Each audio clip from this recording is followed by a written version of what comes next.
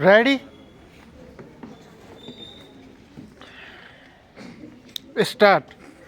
महोदय, अर्थ, धर्म, काम और मोक्ष प्रदान करने वाली शिक्षा हमारे राष्ट्र में आज ऐसे कड़वे प्रश्न उगल रही है जिनका उत्तर अगर वर्तमान न दे पाया तो निश्चित रूप से हमारे भविष्य पर एक प्रश्न चिन्ह लग जाएगा। जिस राष्ट्र में विकास नीतियाँ शिक्षा को मानवीय विकास के अन्य महत्वपूर्ण पहलुओं के साथ जोड़ सकने में असमर्थ हो, वहाँ सबके लिए शिक्षा एक हास्यास्पद नारा बनकर रह जाता है।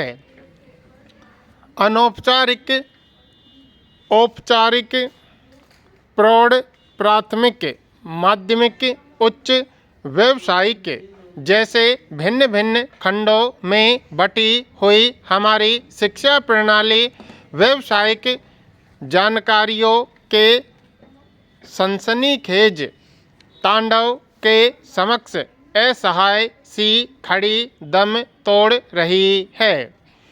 मात्र जीवित रहने के लिए संघर्ष करता हुआ जनमानस शिक्षा को अपनी प्राथमिकताओं में रखने के लिए असमर्थ तो है ही, अब इसे बहुत जरूरी भी नहीं समझता।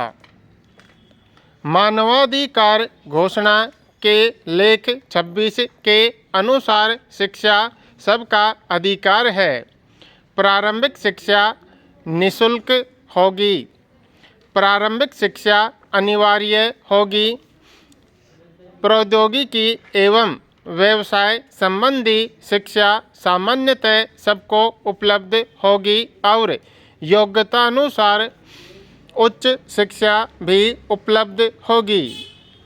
व्यक्ति शिक्षा के पूर्ण विकास की ओर उन्मुख होगी और व्यक्ति को मानवाधिकारों एवं मूलभूत स्वतंत्रता के प्रति जागरूक करेगी। शिक्षा सब राष्ट्रों, जातियों एवं धर्मों में आपसी समझ, सहिष्णुता और सौहार्द का वातावरण बनाएगी, जिससे संयुक्त राष्ट्र विश्व शांति को बहाल रख सके।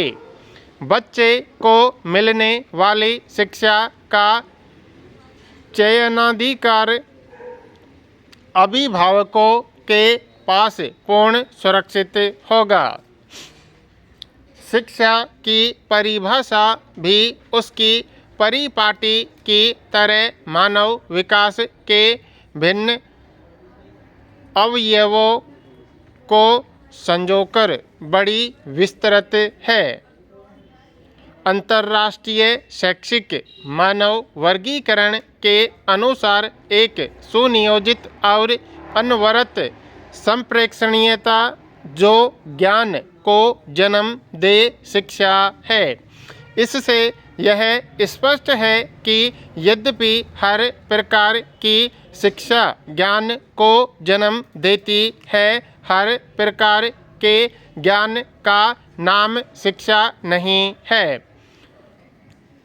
अर्थात शिक्षा के महत्वपूर्ण अवयवों जैसे संप्रेक्षणीयता, सुनियोजितता, अनवरतता और ज्ञान का पुष्ट होना ही शिक्षा पद्धति को पुष्ट कर सकता है।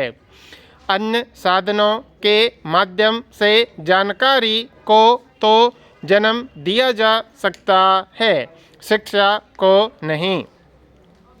एक लंबे समय से हमने पढ़ने और लिखने की साधारण योग्यता को शिक्षा का नाम देकर आंकड़े बनाए हैं और व्यक्तिगत, सामाजिक एवं राष्ट्रीय प्रगति का मूल्यांकन किया है। इस आधार पर यह भले ही सही हो कि विश्व के लगभग 100 करोड़ अशिक्षित वयस्कों की गणना में गिरावट हो रही है, पर सत्य यही है कि हम शिक्षा के सही अर्थों से हमेशा बहुत दूर खड़े रहेंगे। सबके लिए शिक्षा की सबसे बड़ी चुनौती है विश्व जनसंख्या विकास। अब विश्व भर में ऐसे अधिकाधिक युवा वयस्क हो रहे हैं जिन्होंने कुछ शिक्षा प्राप्त की है। वर्तमान स्थिति में 15 वर्ष से कम आयु के 8 में से 7 बच्चे विकासशील देशों में रहते हैं। जनसंख्या के युवा होने पर शिक्षा और शिक्षकों की मांग भरपूर बढ़ जाती है। शिक्षक 15 से 64 आयु वर्ग में से आते हैं। 1990 के आंकड़ों के अनुसार 6 से 14 वर्ग के बच्चों के लिए 3 वयस्क उपलब्ध थे। महोदय, इससे शिक्षा की मांग, उपभोग और सर्वोपरि कीमत पर गहरा प्रभाव पड़ता है। जो राष्ट्र अपने बजट का 3% शिक्षा पर आवंटित करता है, जिसमें से अधिकांश वेतनों पर व्यय होता है, तो वहाँ शिक्षा के लिए नए आर्थिक समीकरण खोज पाना संभव ही नहीं। सरकार जिस शिक्षा को निःशुल्क शिक्षा उपलब्ध कराने के लिए कटिबद्ध है, उसे बेचने के अलावा इस समीकरण को सुलझाने का दूसरा तरीका बजट आवंटन में बढ़ावा ही है, जो निकट भविष्य में तो नज़र आता नहीं।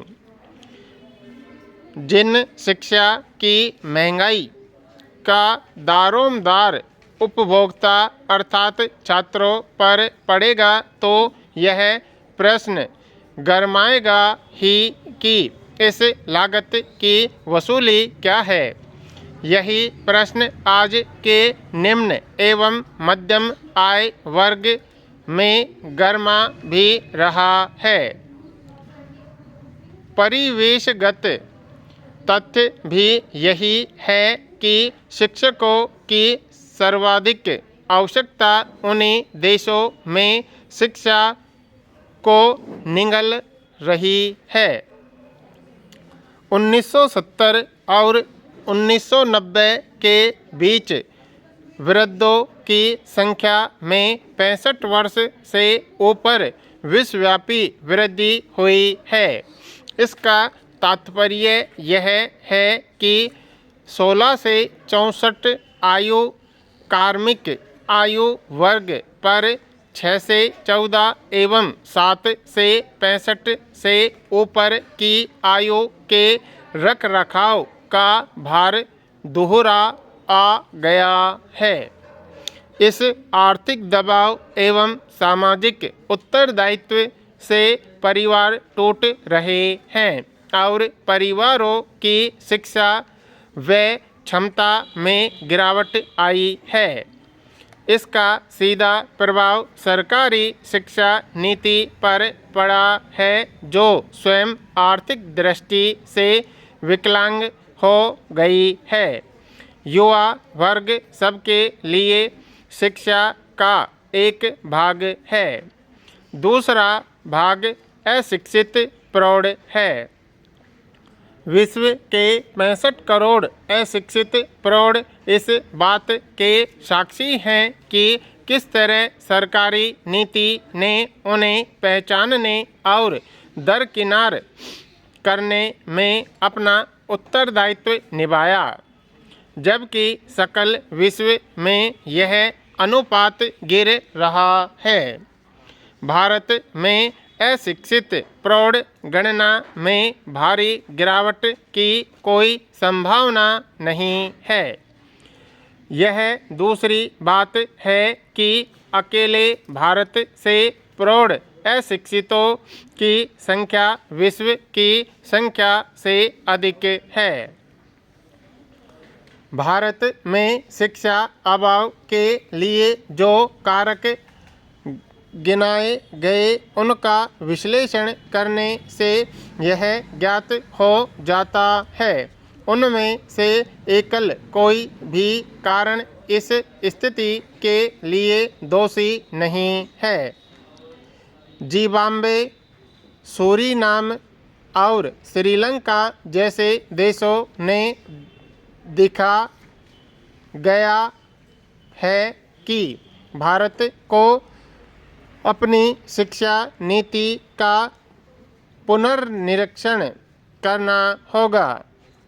उपरोक्त कारणों के साथ जातीयता, प्रांतीयता, धर्म, भाषा ने भी देश को अशिक्षित रखने में अपना योगदान दिया है। लेकिन जिस कारक को केवल राजनीतिक विवादों का मुद्दा बनाया गया अथवा अंतर्राष्ट्रीय स्तरों पर ही अधिक चर्चित किया गया, वही कारण सर्वाधिक महत्वपूर्ण बन गया है और उस कारक का नाम है महिला अशिक्षा। यद्यपि नीति के द्वारा काफ़ी प्रयास किए गए, जिनमें निःशुल्क शिक्षा सामग्री से लेकर निःशुल्क भोजन, कपड़ा इत्यादि भी सम्मिलित किए गए, फिर भी महिला शिक्षा स्तर में वांछित सुधार नहीं हुआ। प्रथम स्तर शिक्षा में आंशिक प्रभाव पड़ा, लेकिन द्वितीय और तृतीय स्तर शिक्षा में इसका प्रभाव नगण्य रहा। विश्व स्तर पर इसके कारकों को जानने के सारे प्रयास असफल रहे।